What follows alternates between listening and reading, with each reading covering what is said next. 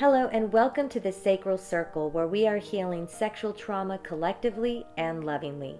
I'm your host, Janie Terrazas, and I'll be interviewing individuals from all walks of life who have faced sexual trauma or abuse in one form or another and triumphed over their adversity. On every episode, a guest will deliver inspirational support, words of comfort, and empowering healing advice. They'll courageously share how their experiences impacted their lives and what they did to reclaim their mind, body, heart, and soul. I want to thank our listeners for joining us today on the Sacral Circle, the self-love haven where we leave judgment at the door. And today I am recording a special episode. I'll be flying solo, and I have this book that I purchased. It's actually this really tiny little book. It fits in your hand, and it's called A Moment to Reflect. This one is a series on setting boundaries, and it's written by Veronica Ray. And being that most individuals who have dealt with sex trauma or abuse, oftentimes we end up suffering from codependency behaviors, also known as people pleasing. There's also fawning, which we have discussed in one of the episodes. If you don't know about fawning, I highly recommend you look into it. Many of you know about fight, flight, and freeze, but there's also fawn. And fawning is essentially when we're putting the needs, the desires of another person before ours. We really fall into this submissive, inferior position when it comes to relationships oftentimes, and even other types of dynamics where it could be showing up in your workplace or even in friendships. So boundaries are a big part of self-care and self-love. So as you go through your healing journey, you'll start to realize just how little respect you had for yourself. But once you understand why and where that actually originated, and you start to understand that it was sort of this, it was a protective mechanism that the mind body basically develops, and the brain is adaptable. So we adapt to scenarios so that we can deal, and we must heal this. It needs to be revealed and healed, and eventually you take back your autonomy and your sovereignty of your mind, body, heart, and soul. And part of us healing is reclaiming our voice, and part of being able to use our voice effectively is really being able to understand, what are we thinking, what are we feeling, and how do we express our thoughts and feelings and or our personal boundaries, with others. How do we honestly and effectively communicate that? I actually have a safe self-discovery method, which is also my safe communication method, and it's an acronym for Seek the Truth, Accept Accountability and Responsibility. Seek the truth is first about awareness. Seek the truth about, in a deeper sense of it, it's about knowing thyself, learning why do you want what you want, why do you what you do, reflecting back on relationships and just seeing what are some of the patterns that maybe were unhealthy, because it is not our fault when we are victimized, when somebody abuses us or traumatizes us in some way, takes advantage of us, whether it be mentally, emotionally, physically, spiritually, sexually, financially. When we are taken advantage of, it definitely leaves a mark in a variety of ways.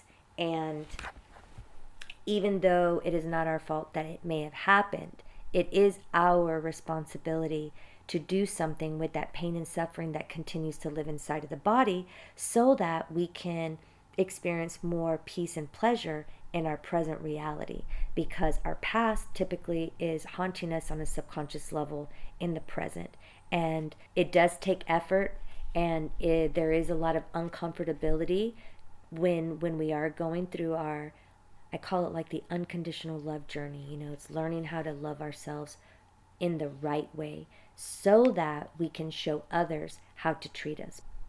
This is why it's so important for us to take our power back, because unless you have that power within you and that self-confidence, it can be really hard to, draw a line in the sand and say the things you need to say so that you can have relationships that are balanced And for those of us that have fallen into these traps of codependency, it shows up in a lot of different ways. And so once we get to the core of it and do something about it, our lives change for the better in so many different ways. You restore your health and your vitality and your creativity and your sexuality, and people that are healthy for you as you go through your changes, will stick around, and the ones that are not healthy for you will pretty much fall off the face of the earth, and or maybe sometimes you have to find a way to cut them off. So to finish up that acronym on SAFE, it's seek the truth, which is the self-awareness, accept accountability and responsibility, and that's why I was saying it's our responsibility to do something about the healing. It is not our fault, but it is our responsibility. F is free your mind. Free your mind of all the limiting beliefs that are keeping you stuck in a state of pain and suffering, and also keeping you small in some way and not allowing you to design the life that you truly desire. And E is express and expand your heart so you can live and lead in love. So this is a process that you could go through with yourself as you go through this journey, but it's also a way that you can keep things real and honest when it comes to speaking to others. So let's go into this little book. I'm going to read some of my favorite pages from here. There's words of wisdom, sage advice in this little book here.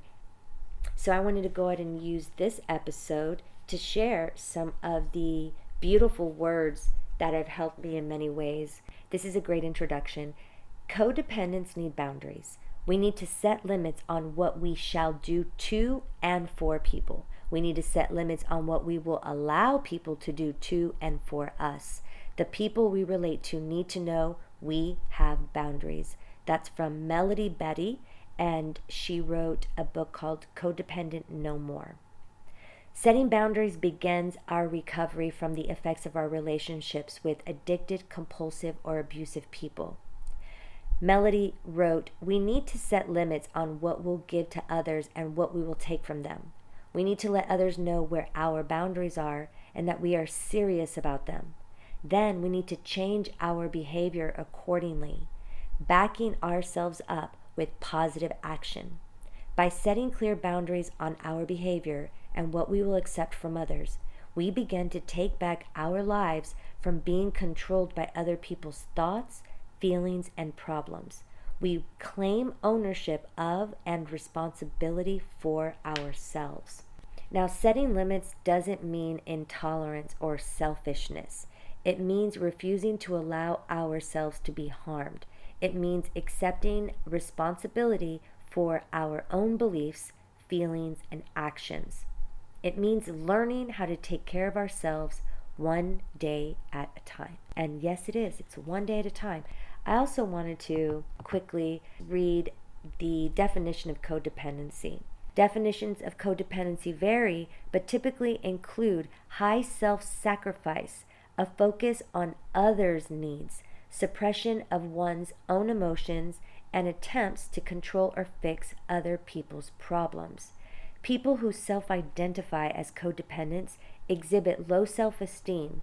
Codependency is not limited to married, partnered, or romantic relationships, as coworkers, friends, and family can be codependent as well. Learning how to say yes when you really mean yes and no when you really mean to say no is a big part of really overcoming this debilitating habit or behavior. Each page has its own little topic, and there's a little mantra at the end. So you can always play this episode back and maybe take notes, write down some of the mantras that really speak to you so that you can start reading them on the daily or including them in your meditation if you're already meditating. This page has to do with choices. Feeling compelled to control or react to others is part of codependency. Recovery means discovering all our other options. We don't have to let others and their problems and addictions control us. We have choices. Recognizing that we do have choices is the beginning of freeing ourselves from codependency. Taking responsibility for those choices and making them requires vigilance. In many situations, Old compulsive habits will probably surface first, but we can choose not to act on them and instead turn our attention to our other options. We have the ability, the right, and the responsibility to choose how we will think, feel, and act in every case. And with our higher power's help, we can make the best choices for us. And here's the mantra: I will not allow my feelings, thoughts, or actions to be dictated by others.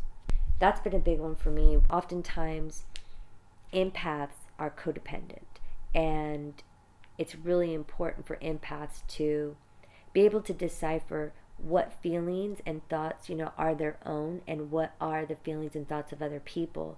And for me, being able to create a boundary between me and my partner, Justin, I can sense when he's not at ease. And before, whenever I was around somebody that was not, maybe was struggling with something, there was this deep need and desire to want to help them and want to make them feel better. I wanted them to be at ease so that I didn't have to feel their discomfort. So that's been a really interesting process for me, deciphering and discerning and knowing when to speak up and say something, and or when I'm being like too pushy and too controlling. Speaking of relationships, relationships have an important place in our lives. We interact with family members, friends, coworkers, employers, employees, neighbors, clients, and others every day. And sometimes these relationships take up most of our time and energy. We lose our focus on work and other personal interests and personal growth. We develop codependent behaviors such as caretaking, controlling, obsessing, denial, and dependency. We can learn to have relationships without letting them control our thoughts, behaviors, and choices. Healthy relationships don't take over our lives and stop our growth. They enhance our lives and provide opportunities for us to learn and teach. They don't determine who we are. They help us discover our true selves. And the mantra is, I can keep myself focused on my own growth and well-being. It's very important to establish a healthy balance and harmony when it comes to independence and interdependence. So, lots of benefits healing our codependency behaviors for sure, especially if we want to have mindful love. And speaking of balance, that's what this next little page is on. A good, healthy relationship includes balancing time alone and time together, dependence and independence, giving and receiving, saying yes and saying no. This doesn't mean that everything is carefully divided down the middle. We don't keep score of hours spent together, or the number of times we give and receive favors, or the ways in which we are dependent and independent. But imbalance in these areas may make us feel discomfort. That signals our need to find a better balance. Balance is giving generously, knowing there is plenty for us too. It's receiving without guilt and saying yes because we know we can also say no. It's trust that the relationship isn't harmed by time apart or differences of opinion. It's enjoying the low tide, secure in the knowledge that the high tide will come again. And the mantra is, I maintain balance in my relationships, trusting their constant ebb and flow. And when we go into relationships or we end up becoming friends with somebody, these really close, intimate connections, it's important that there is a healthy level of reciprocity. Codependents tend to feel much more comfortable giving than receiving, and so then we end up attracting people that are takers. So keep that in mind when you are selecting partners and friends. I would even take it as far as, people that you're partnering up for business. And if you're going to go into business with someone, really knowing their character and making sure that your values and your virtues are aligned. Responsibility.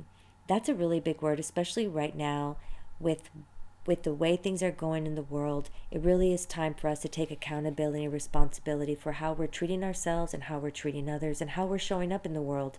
If you're a parent, if you're a partner, even more reason for us to want to become the best versions of ourselves. So, responsibility, I'm going to read a little something about that. To behave and live responsibly, we need to understand we are each responsible for our decisions, thoughts, attitudes, and actions. We are responsible for our recovery from defective character traits and destructive behavior. As codependents, we may have taken on responsibilities outside ourselves. We may have, quote unquote, helped others by covering up for them and removing the consequences of their negative behavior. We may have fulfilled their obligations or tried to control and manipulate their lives. We may have neglected our own responsibilities while we focus on other people's. But others are responsible for themselves as we are for ourselves.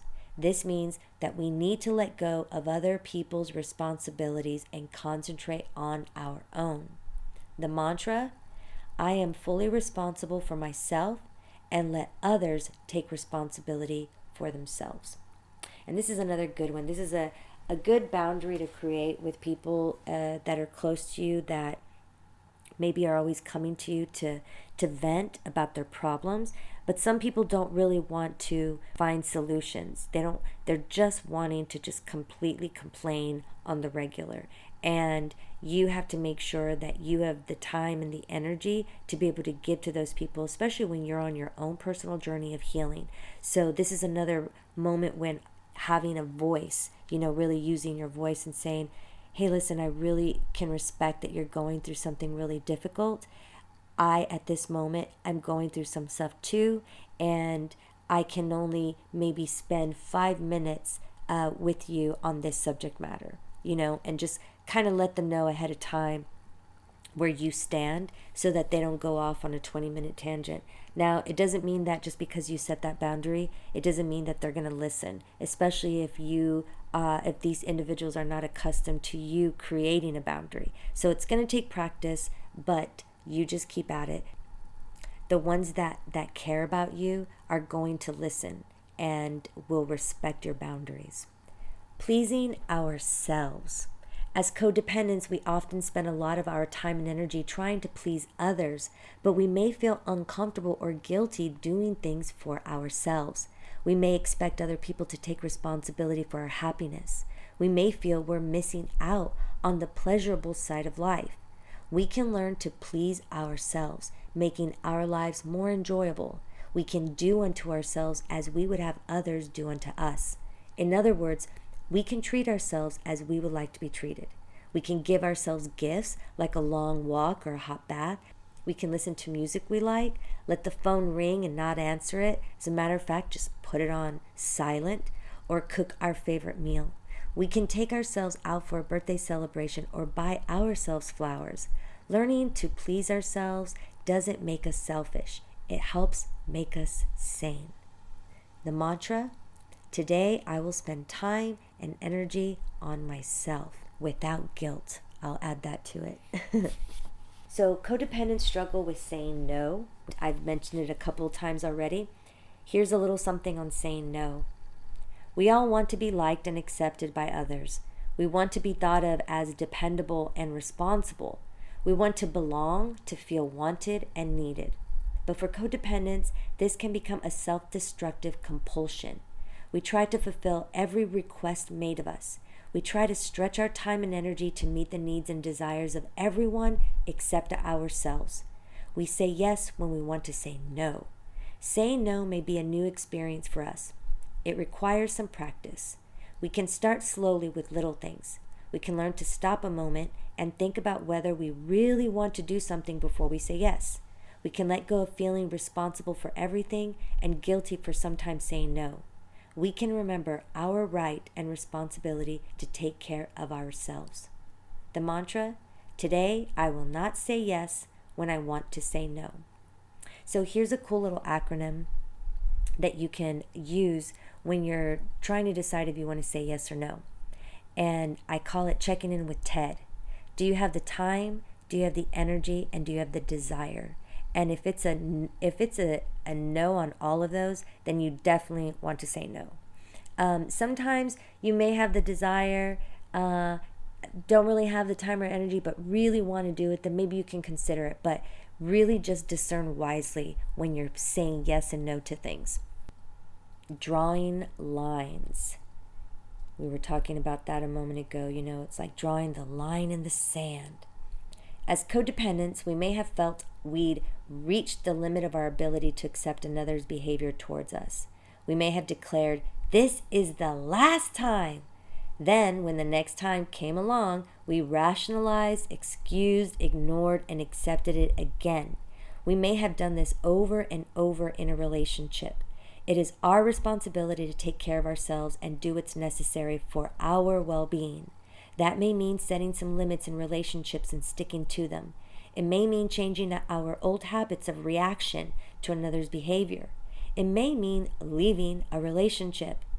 In a calm state of mind, perhaps with a counselor or spiritual advisor, we can determine reasonable limits of acceptable behavior. Then we can back ourselves up with whatever action is necessary to support our decision. The mantra: it is my right and responsibility to take care of myself. I'll pick a few more here. Seeking approval. Everyone wants the approval of others, but as codependents, we may allow our lives to be controlled by our efforts to gain this approval. We may give away all our choices, opinions, likes, and dislikes to others. We may allow our thoughts and feelings to be dictated by others, losing touch with our true selves. We may go along with whatever others around us are saying or doing, or allow ourselves to be bullied or coerced. Whenever we let other people choose for us, we are hurting ourselves. The approval we get is never truly satisfying when we have given away ourselves to get it. Our higher power guides us to our unique purpose in life when we listen to His voice. We don't need anyone else's approval. God shows His approval through our peace of mind. The mantra: today I will let God be my only guiding force. No one can control my thoughts or actions. Assertiveness. If we allow others to control our feelings and actions, we forget how to assert ourselves. Assertiveness is not aggression or acting out anger or hostility or selfish disregard for others. Being assertive means knowing our rights as human beings. We have a right to fun and to good feelings. We have a right to say no. We have a right to grow and change. We have a right to feel and express our feelings in a non-destructive way. We have a right to make mistakes and a right to disagree. We have a right to leave the company of anyone who harms us in any way. We have a right to sanity and peace. No one else is responsible for our personal rights. It is up to us to stand up for ourselves. The mantra: I am responsible for asserting myself. Nice and simple. I love that. Here are two more that I'm going to cover. One of them is pain. If we had to design the world, could we think of a better way to get people to stop destructive behavior than to make it painful? What could more clearly signal the need for change? And yet, pain is often ignored. Its message is unheeded. It is sometimes misinterpreted or even unrecognized. But pain is not meaningless. It will return until we hear its message. Ernie Larson has said, pain is telling us that something is wrong, that we need to behave differently, that what hurts must be fixed. Sometimes we try to change or fix the wrong things. Sometimes we leave one painful situation and head straight into another one. This is because we didn't learn the lesson within the pain. If we pay attention to our pain, it can lead us to self-improvement, growth, and happiness. The mantra: I am open to the lessons my pain can teach me. Over the years, I've had lots of different painful experiences and situations, and I, as a mindfulness coach, I really practice what I teach in my own life, and I have trained myself to find the silver lining in even the most uncomfortable situations so that I can learn and grow from them. That's part of our free will. And if we hold pain in, it's only gonna create more torture in the long run. Here's a good one: possessiveness. No one can ever possess another person, but we may feel as if we do. We may feel we have a right to control someone because we love them. We may believe that if they love us, they should spend all their time with us and give up other friends and interests. Possessiveness means we don't accept the other person's individuality. Out of fear of abandonment and mistrust of others, we're threatened by their other relationships or interests. We don't believe they'll come back to us after we've been apart, or we think they'll find someone they like better if they look around. We can let go of our possessiveness when we accept responsibility for our own well-being. We will find that we are whole and complete in ourselves, ready to love others without needing to possess them. The mantra, I let go of possessiveness. Others belong to themselves just as I belong to me. Last but not least, changes and endings. As we learn to take care of ourselves, our relationships are affected. Some may change a little or a lot. Others may end. These changes and endings may frighten us. Even relationships that have clearly been harmful may seem comfortable because they are so familiar. We may imagine the unknown world outside our old behaviors and relationships as threatening and dangerous, not believing we're capable of coping successfully with new relationships and experiences. But time and persistence teach us that the changes and endings are improving our lives. We learn we can cope with life in new, healthier ways and discover abilities and talents we never knew we had. We can have relationships that enrich our lives and encourage growth. Whatever changes we make to take care of ourselves will take us closer to health, happiness, and well-being. The mantra, the changes and endings I make will be for my highest good. And so it is. Yes, ladies and gentlemen, I commend all of you that are on your personal growth journey, that are really taking the time to know thyself, to understand thyself, to honor thy truest self, and to become your authentic self, so that you can really enjoy the most out of this beautiful life that you've been given. You deserve to be happy, to feel joy, and the more you're able to have a healthy relationship with yourself and enjoy time with yourself and discover how to create peace and a sense of safety, it makes it so much easier for you just to breathe and relax and trust. And it really is about shifting from, this victim fear-based mentality to an empowered victor attitude and outlook on life. Every single person deserves to feel safe, to feel loved, and to love.